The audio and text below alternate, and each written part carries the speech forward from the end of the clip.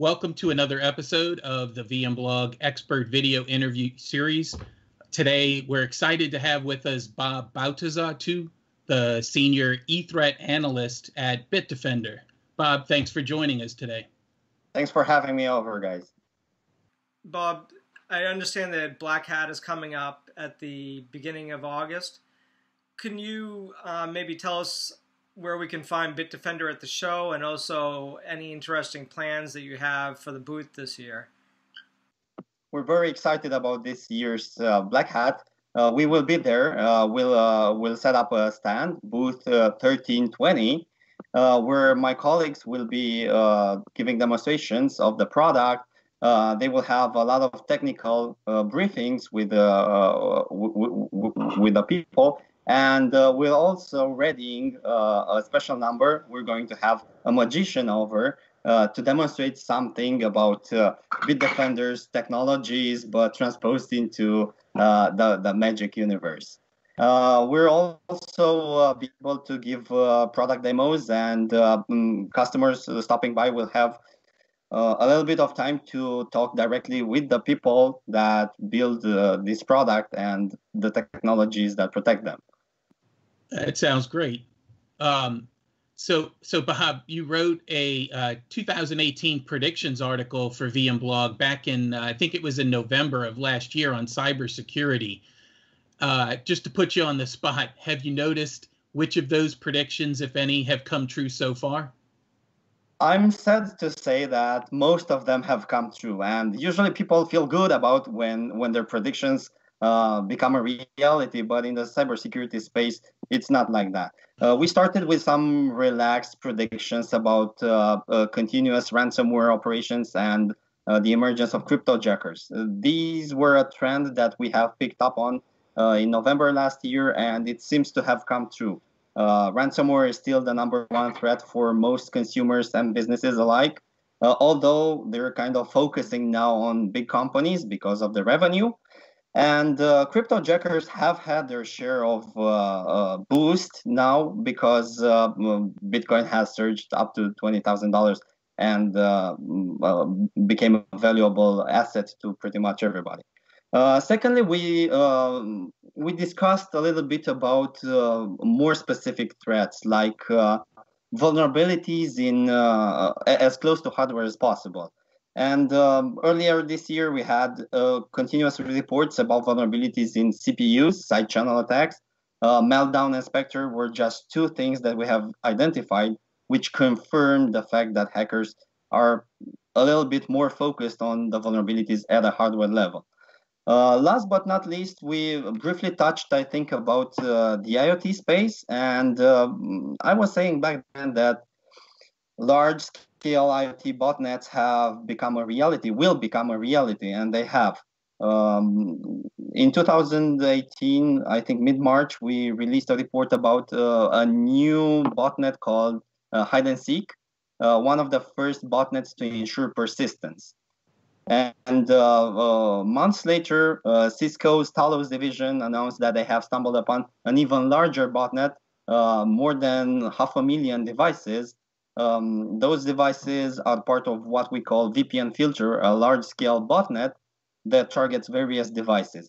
So it seems like the hackers have finally understood how to create persistent threats on the IoT space, and this proves once again that our technologies were kind of spot on. We predicted it right. Now the hackers are making this into a reality.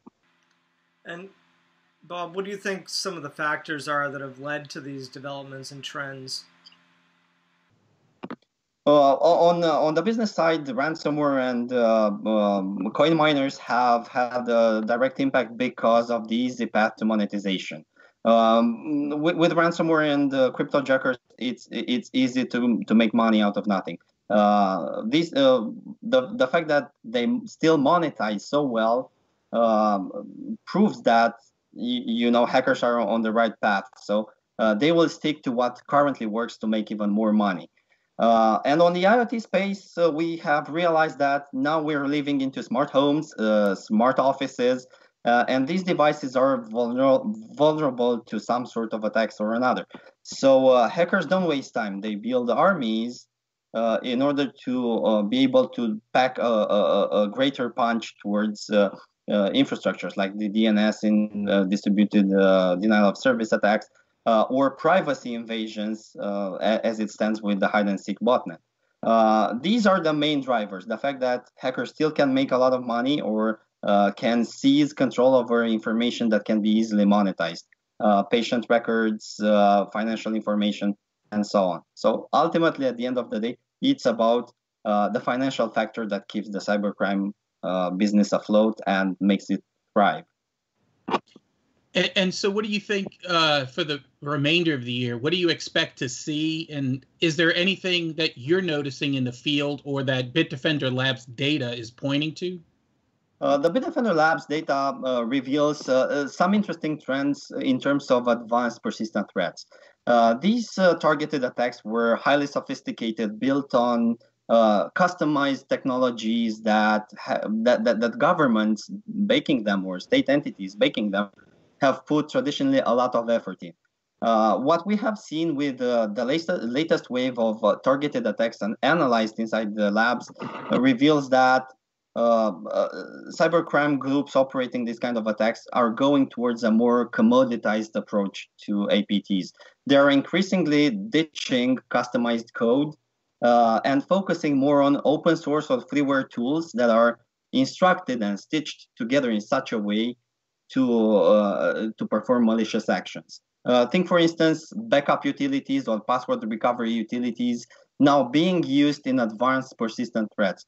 Not only that, it dramatically lowers the cost of developing such an attack, but it also makes room for lesser capable states of launching their own advanced targeted attacks against other governments. It's a win-win because on one hand, cyber criminals and state actors operating these attacks are more and more build more and more easily these kind of attacks, and on the other side, attribution is now much more difficult. It makes our job of attributing some sort of an attack based on tactics, techniques, and procedures even more difficult because everybody is now using open source and freeware tools that look the same to perform malicious actions against competitors. So, what would you recommend for enterprises to ensure that they're getting the best protection against, some of these emerging threats that you just talked about? I think that's the hardest part of the discussion here. I would start by telling any decision maker to make sure that they understand how the digital transformation has blurred the line between the company and the outer world. The advent of the software-defined data center, for instance, has created a lot more attack avenues than an enterprise used to have a couple of years ago. Virtualization and the diverse array of technologies used inside the company has also made it a little bit more difficult. And some of the times, system administrators fail to account for these technologies in terms of installing security and planning for security in terms of these technologies. We now have mobile fleets, we have traditional endpoints, virtualization, we have a vast array of hypervisors, and we have remote working force now. So make sure that you're accounting for all of these technologies and ways of doing business when planning for cybersecurity. And the second aspect I would like to outline now, I'm sorry for being so verbose, I'm very passionate about it, would be making sure that you're also planning for the worst. Preventative technologies like security solutions should now be complemented with endpoint response and detection technologies to make sure that you can track an infection and make sure that you can follow its path across the network. On average, a company spends roughly 190 days affected by a cybersecurity incident before it becomes internal knowledge. So between the time of infection and the moment it is identified, there are almost 190 days as an interval for the hacker to exploit the leveraged access inside the company. And as we wrap things up, I was wondering, can you maybe give us what your message to Black Hat attendees and even anyone who won't be able to make the conference this year? And then also, what do you think is the most important takeaway from what Bitdefender will be showing at the show this year? I would say that our main focus at this year's Black Hat event is that security is a very, very fast changing game, and in order to stay up to date with the cybersecurity incidents, you'll have to stay up to date with your defenses. Now, our suites of technologies that we're going to demonstrate there will have a positive note. Will show the world that there's still hope, and that we need not despair whenever reading about cyber attacks, because most of them can be prevented by safety measures put in place at the beginning of the development. So it's not that gloomy. We have solutions. There's a way to fight the bad guys. It only needs a little bit of insight into what's going on, and it takes the right amount of the right stack of technologies to make sure that you're not falling victim to these kind of incidents. Hey, Bob. Well, we want to thank you for sharing this with the VMblog audience. And where can they go if they want to find out more information about Bitdefender and some of the things you've talked about today?